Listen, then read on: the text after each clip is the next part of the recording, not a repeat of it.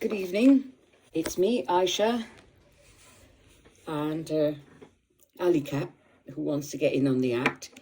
Today, I am going to read a little extract from each book. I'm starting obviously with book 1, and just a little bit so that you know what's happening. Tut's mother, the lady Kia, who was the second wife of the Pharaoh Akhenaten, actually gave him a son, and she had the princess Kia had warned Maya, the wet nurse to the child, that there may be danger if she did give birth to a boy child. So when the mother didn't recover, Lady Kia, from the birth, the king decided to send the baby and his household, obviously, which includes his wet nurse and some handmaidens, to his father's small palace in Thebes, because by this time Akhenaten had changed religion and had moved away and was living in a new palace, in a new capital named after himself. Now, this is the last night before the baby leaves. So I'm just going to read you a little bit from chapter 3 to give you a flavour. Late on the last night in the palace at the new capital, Akhenaten, the king, came to see his son.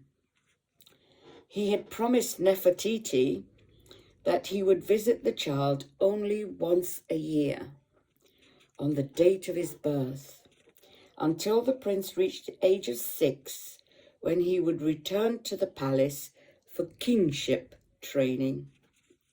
Maya, on seeing the king, stepped in the shadows. The king bent down and kissed the sleeping child on the forehead, sighed deeply, and left.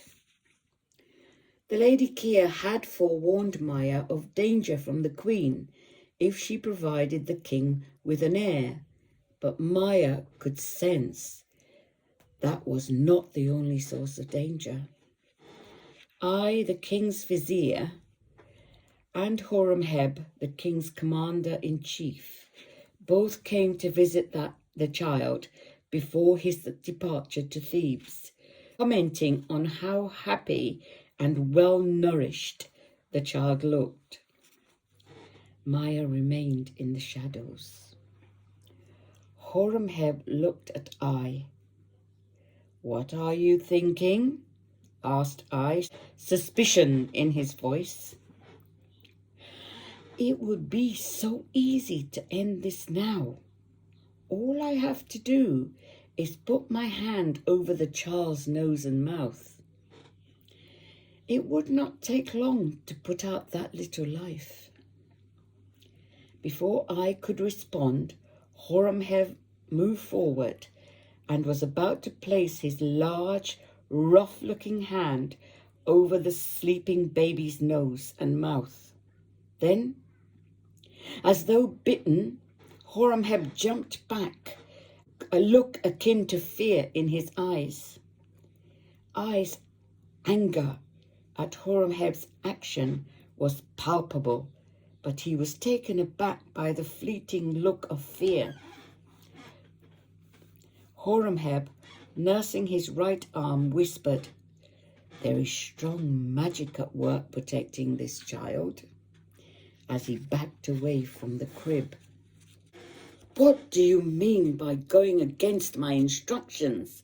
hissed I, once they were in the corridor. "Do you wish to see us both beheaded?" "What do you mean by strong magic? What did you see?" "It is not what I saw. It is what I felt, as though some demon had hold of my arm. The touch was cold, yet burnt like fire." "Did you not realize that the wet nurse was nearby? Were you planning to dispatch her also?" Such recklessness does not sit well with your position. Heed my words and leave the matter to the gods. Horemheb did not agree with the vizier's strategy of doing nothing. Yet he could not afford to openly defy Ai. That's spelled A-Y. He therefore apologized for his momentary lapse, while still intending to continue his efforts to end the child's life. Maya had frozen on the spot at Horemheb's forward movement towards the crib. She had sensed a shadow bear down on Horemheb's outstretched arm before it could reach the sleeping babe. She saw him jump back in surprise and fear. Maya had the distinct impression. We'll leave it there, shall we? So you'll have to have a look for yourself and see what you think. Right. That was Tutankhamun. He is born. Now, the front has been changed. I've changed the cover. This was the original. Well, thank you very much. Now I'll stop there and I'll come back with book 2 and you can have a listen to that. Thanks. Bye.